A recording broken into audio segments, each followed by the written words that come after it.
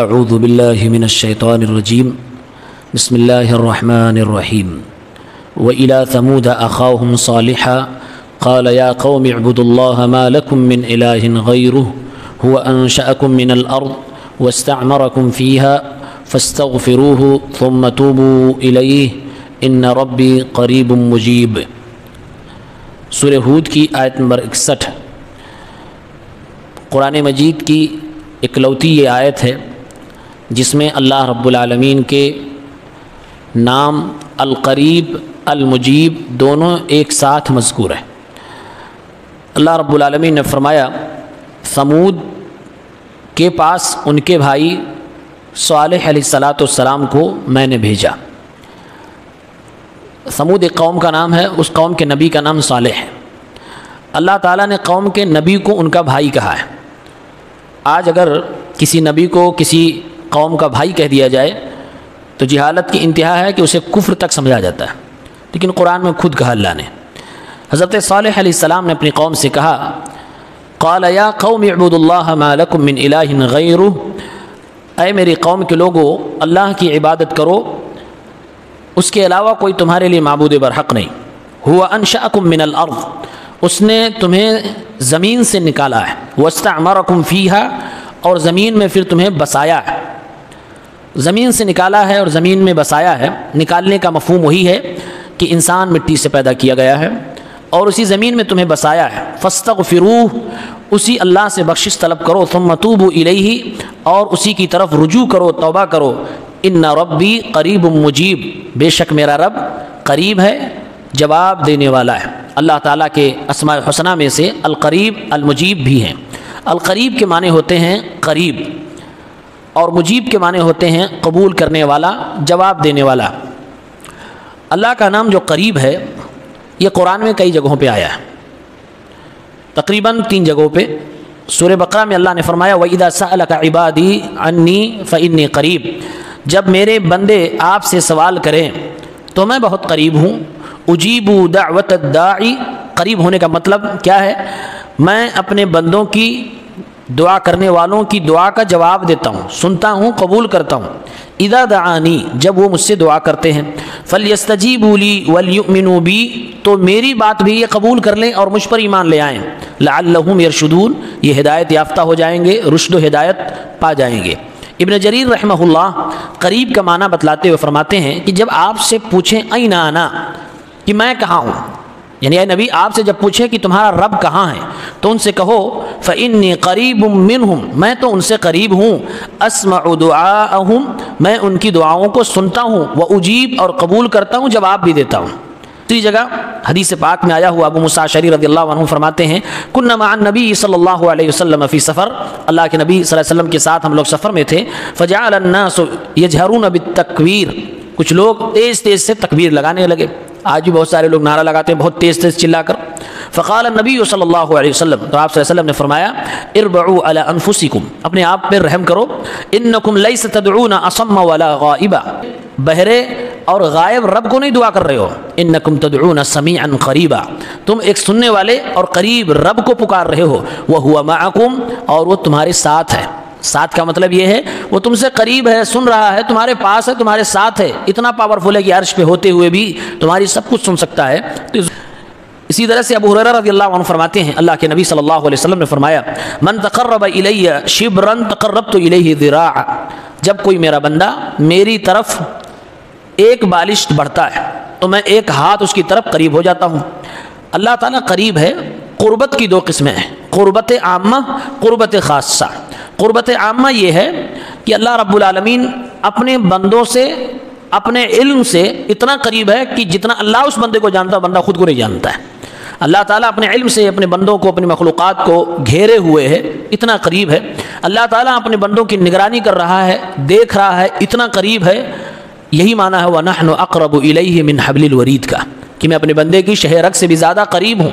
اس کا معنی یہی ہے کہ اللہ تعالیٰ اس بندے کو خوب جانتا ہے، اس کے اوپر نگرانی رکھتا ہے، اس کو دیکھتا رہتا ہے۔ یہ قربت عامہ ہے، یہ سارے بندے اس کے اندر شامل ہیں۔ قربت خاصہ یہ ہے کہ اللہ رب العالمین اپنے محبوب اور دعا کرنے والے بندوں کے زیادہ قریب ہے۔ اتنا قریب اللہ دوسرے بندوں کے نہیں ہے، جتنا دعا کرنے والوں کے قریب ہے اتنا دوسرے بندوں کے قریب نہیں ہے، کیونکہ آیت میں اللہ نے فرمایا قریب اجیب دعوت الداعی اذا دعانی، دعوت الداعی اذا دعانی، جب دعا کرنے والا دعا کرتا ہے تو میں اس کے قریب ہوتا ہوں، جواب دیتا ہوں۔ تو یہاں پر قربت خاصہ بتائی جا رہی ہے، اور یہ قربت اللہ کے نیک بندوں ہی کو ملتی ہے، اللہ رب العالمین سب کو یہ قربت نہیں عطا فرماتا ہے۔ دعا کرنے والے کی دعا کو اللہ قبول فرما رہا ہے، اپنے ولی بندے سے اللہ کے قریب ہونے کی یہ دلیل ہوتی ہے۔ ایک عبادت کرنے والا بندہ عبادت کر رہا ہے، اللہ تعالیٰ اسے اس کی عبادت پہ ثواب عطا فرما رہا ہے، یہ اللہ تعالیٰ کا اپنے اس ولی بندے کے قریب ہونے کی دلیل ہوتی ہے۔ اور قرآن میں کہا گیا وقال ربکم، تمہارے رب نے کہا ہے ادعونی استجب لکم، تم مجھے پکارو میں تمہاری دعا کو قبول کروں گا، جواب دوں گا۔ یہاں پر اللہ رب العالمین نے قریب قربت خاصہ کا معنی بتلا دیا۔ قربت خاصہ یہ ہے کہ بندہ جب جب پکارے اللہ فرما رہا میرا وعدہ ہے کہ میں قبول کروں گا۔ دوسرا معنی ہے، دوسرا نام ہے المجیب۔ مجیب کے معنی قبول کرنے والا، اجابہ یجیب اجابتن معنی ہوتے ہیں جواب دینا، مجیب مطلب جواب دینے والا۔ اللہ رب العالمین دعا کرنے والوں کو سنتا ہے اور مانگنے والوں کو جواب بھی دیتا ہے۔ اللہ پسند فرماتا ہے کہ اس کے بندے اپنی دنیا اور آخرت اور دین تمام طرح کی ضرورتوں میں مجھ سے سوال کریں، بلکہ رب تو ایسا رب ہے کہ اس سے اگر بندے مانگنا چھوڑ دیں تو اللہ ناراض ہو جاتا ہے، وہ پسند کرتا ہے کہ میرے بندے مجھ سے مانگا کریں، بلکہ اللہ رب العالمین نے وعدہ کیا ہے کہ تم مجھ سے مانگو ہم تمہاری دعا کو ضرور قبول کریں گے، ضرور جواب دیں گے، تمہاری ماں کتنی ہی کوئی بڑی کیوں نہ ہو، تمہاری ماں کتنی ہی بڑی کیوں نہ ہو جائے، ضرور ہم تمہیں جواب دیں گے۔ ادعونی استجب لکم، مجھے پکارو میں تمہیں جواب دوں گا، یعنی قبول کروں گا۔ یہ اللہ کا ایک وعدہ ہے، اور اس میں کوئی خاص نہیں کیا اللہ نے کہا جس کو بھی پکارنا ہے مجھ سے مانگو میں تمہاری دعا کو قبول کروں گا۔ من لم يسأل اللہ یغضب علیہ، اللہ کے نبی صلی اللہ علیہ وسلم نے کہا جو اللہ سے نہیں مانگتا اللہ اس پر غصہ ہو جاتا ہے۔ یہ اللہ رب العالمین کے مالک الملک ہونے کی دلیل ہے۔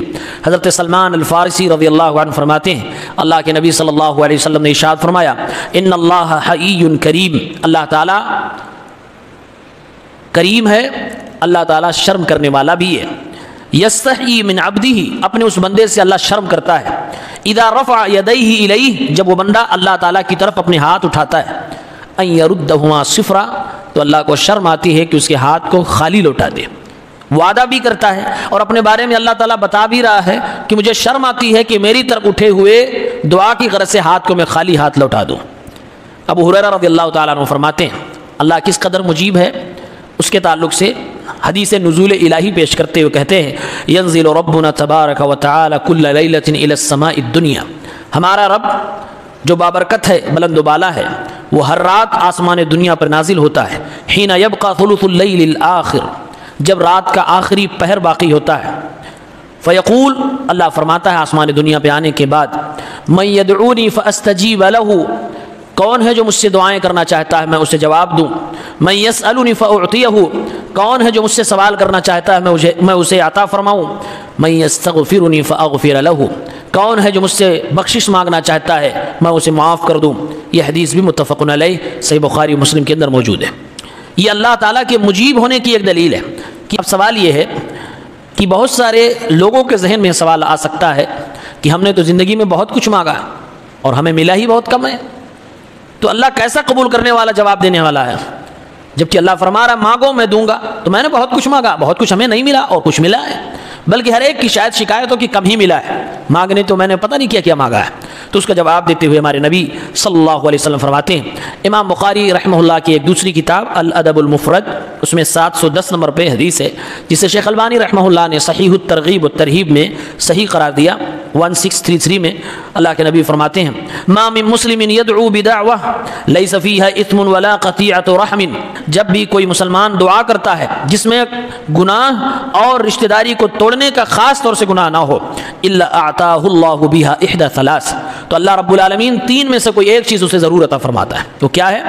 اما ان تعجل له دعوته، یا تو فوراً اس بندے کو اس کی مانگ پوری کر دی جاتی ہے، جو چیز آپ نے مانگی فوراً آپ نے مانگی، جس وقت میں مانگی اسی وقت میں اللہ تعالیٰ نے عطا فرما دیا، یا پھر اللہ نے وہی چیز تھوڑے لیٹ سے عطا فرمایا۔ مثال کے طور پہ کسی بندے نے دعا مانگی کہ اللہ تعالیٰ مجھے اولاد عطا فرما دے، ربی ہب لی من الصالحین، اس نے اولاد کی دعا مانگی، وہ بھی بیٹے کی دعا مانگی ہے۔ اب اللہ تعالیٰ اس کی دعا کو فوری قبول کر سکتا ہے، یعنی کچھ ہی دنوں کے اندر اس کی بیوی کو پریگننٹ کر سکتا ہے، یا پھر ہو سکتا ہے سال 2 سال بعد اللہ تعالیٰ اس کی دعا کو قبول کرے، لیکن دے اولاد اور وہ بھی بیٹا عطا فرما رہا ہے۔ تو کبھی کبھی اللہ رب العالمین اپنے بندے کی دعا کو قبول کرتا ہے اور من عن وہی چیز عطا فرماتا ہے جو اس بندے نے مانگی تھی، ہاں کبھی لیٹ کر دیتا ہے، کبھی فوراً عطا فرما دیتا ہے۔ کہا ایک یہ ہو سکتا ہے، وَإِمَّا أَن يَدَّخِرَهَا لَهُ فِي الْآخِرَةِ، یا تو اللہ تعالیٰ اسے اس کی مانگی ہوئی چیز کو نہیں دیتا، دنیا میں اس کو عطا ہی نہیں فرماتا، آخرت میں اس کے لیے نیکی بنا کے ذخیرہ بنا دیتا ہے۔ اب دنیا میں ہمیں لگتا ہے کہ ہماری دعا قبول نہیں ہوئی ہے، کیونکہ دنیا میں اس میں سے کچھ نہیں ملتا۔ مانگا تھا ہم نے اولاد، مانگی تھی ہم نے اللہ سے رزق، مانگی تھی ہم نے اللہ سے جاب، مانگی تھی ہم نے اللہ رب العالمین سے کوئی اور دعائیں، زمین پہ وہ قبول ہوتی ہوئی نظر نہیں آئی، لیکن اللہ کے نبی صلی اللہ علیہ وسلم فرماتے ہیں وہ اللہ رب العالمین آخرت کے لیے تمہارے نام اعمال میں بطور نیکی درج فرما دیتا ہے۔ وہ کل قیامت کے دن بندہ دیکھے گا کہ میری تو مانگی ہوئی دعائیں نیکی کی شکل میں موجود ہیں۔ اللہ کے نبی صلی اللہ علیہ وسلم ایک دوسری حدیث میں بیان فرماتے ہیں اس وقت بندہ تمنا کرے گا کاش دنیا میں کوئی دعا قبول نہ ہوئی ہوتی اور یہ سب آج نیکیوں کی شکل میں مجھے مل جاتی ہے۔ یہ دوسری شکل ہے، وَإِمَّا أَن يَصْرِفَ عَنْهُ مِنَ السُّوءِ مِثْلَهَا، یا پھر بندے نے دعا مانگی، اللہ رب العالمین اس دعا کو نہیں قبول فرما رہا ہے، کیونکہ اللہ بہتر جانتا ہے اس بندے کے حق میں بہتر کیا ہے۔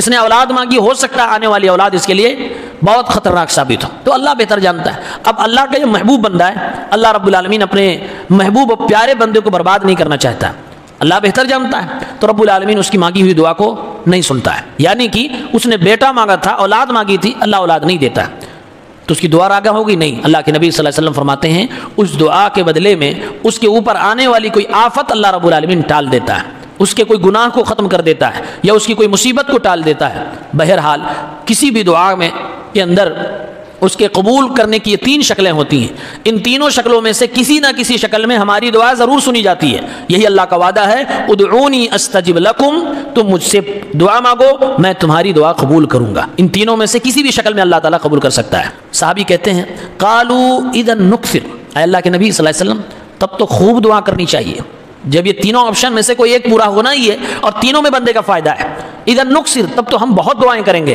اللہ کے نبی نے فرمایا اللہ اکثر، تم جتنا کرنا چاہتے ہو کرو، اللہ تعالیٰ کو کوئی فرق پڑنے والا نہیں، اللہ تمہاری سوچ سے بھی زیادہ ہے۔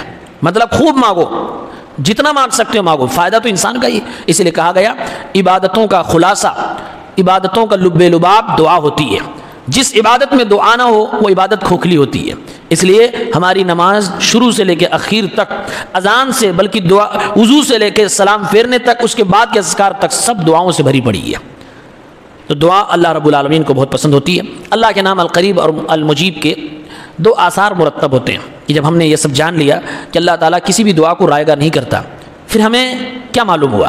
ایک مسلمان بندے کا یقین اللہ کی ذات پہ بڑھ گیا، ایک مسلمان بندے کو اللہ سے امیدیں بڑھ گئی، اب وہ اللہ رب العالمین دعا راگا نہیں کرتا، اسے یقین ہو گیا، اب امید اللہ سے زیادہ لگائے گا، اور اللہ سے زیادہ امید لگانا ڈرتے ہوئے محبت کے ساتھ یہ عبادت ہے۔ نتیجہ یہ ہوگا کہ بندہ اللہ سے مانگنا شروع کر دے گا، دعا کرنا شروع کر دے گا، اور کوئی دنیا میں ایسا انسان نہیں ہے کہ جو یہ دعویٰ کر سکے مجھے کسی چیز کی ضرورت نہیں ہے۔ ہر انسان کو کچھ نہ کچھ چاہیے، اسے اللہ سے مانگتے رہنا چاہیے۔ دوسری بڑی چیز، کچھ لوگ اللہ کے القریب نام پر اعتراض کرتے ہیں اور کہتے ہیں آپ کہتے ہو اللہ العلی ہے، القریب ہے۔ علی کا معنی ہے اللہ بلند و بالا ہے، جس کو مراد کہتے ہیں اللہ عرش کے اوپر مستوی ہے، اور پھر کہتے ہو اللہ قریب ہے۔ تو عرش کے اوپر مستوی بھی ہے، قریب بھی ہے، کیسے؟ اللہ عرش کے اوپر بھی ہے اور اللہ ہمارے شہ رگ سے قریب بھی ہے، کیسے؟ دراصل اللہ کے ان دونوں ناموں کو سلف صالحین کے منہج پر نہ سمجھنے کی وجہ سے بہت سارے لوگ گمراہ ہو گئے، اور کچھ لوگوں نے علی کا انکار ہی کر دیا، یعنی العلی جو اللہ کا نام ہے، اللہ بلند ہے، بلندی کی طرف ہے، عرش کے اوپر مستوی ہے، ان سب چیزوں کی تعویل کر ڈالی۔ کیوں؟ کیونکہ دونوں کے اندر تطبیق نہیں دے پائے، اللہ کے دونوں ناموں کو جیسے سمجھنا چاہیے سمجھ نہیں سکے۔ شروع ہی میں آپ کو بتایا گیا قریب کا معنی یہ نہیں ہے کہ اللہ اپنے ذات کے اعتبار سے ہر بندے کے پاس رہتا ہے، قریب کا معنی یہ ہے کہ اللہ رب العالمین اپنے علم سے سارے دنیا کے ایک ایک مخلوق کو سن رہا ہے، جان رہا ہے، یہ قریب کا معنی ہے۔ اور قریب کا معنی یہ ہے کہ رب العالمین اپنے مخلص اور مومن بندوں کی دعاؤں کو ضرور سنتا ہے، ان کو دیکھتا بھی ہے، جانتا بھی ہے، نگرانی بھی کرتا ہے، سنتا بھی ہے، جواب بھی دیتا ہے، قبول بھی کرتا ہے۔ یہ اللہ کے مومن بندوں کے ساتھ قریب ہونے کا معنی ہے، جس کو قربت عامہ اور قربت خاصہ کے ذریعے سے سمجھایا گیا۔ اور اللہ رب العالمین علی ہے، بلند و بالا ہے، عرش کے اوپر مستوی ہے، یہ اللہ رب العالمین کا دوسرا نام ہے۔ اس نام کے بھی آثار ہیں، اس لیے ہمارا عقیدہ ہے کہ اللہ اپنی ذات کے اعتبار سے عرش کے اوپر مستوی ہے، لیکن اللہ اپنی صفات میں سننے، دیکھنے اور جاننے کے اعتبار سے ہر جگہ اس پہنچ سکتا ہے، ہر جگہ اس کی قدرت ہے، ہر جگہ وہ سن سکتا ہے۔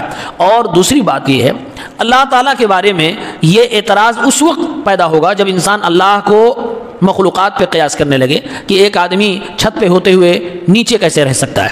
یہ انسانوں کے بارے میں محال ہے، بھائی وہ رب ہے، لیس کمثلہ شیء وہو السمیع العلیم، اس کے جیسا کچھ نہیں ہے، وہ سننے والا اور جاننے والا ہے۔ اسی لیے علماء نے لکھا ہے اللہ تعالیٰ قریب ہوتے ہوئے بھی عرش پر مستوی ہے، یہ ہمارا ایمان ہے اور عقیدہ ہے۔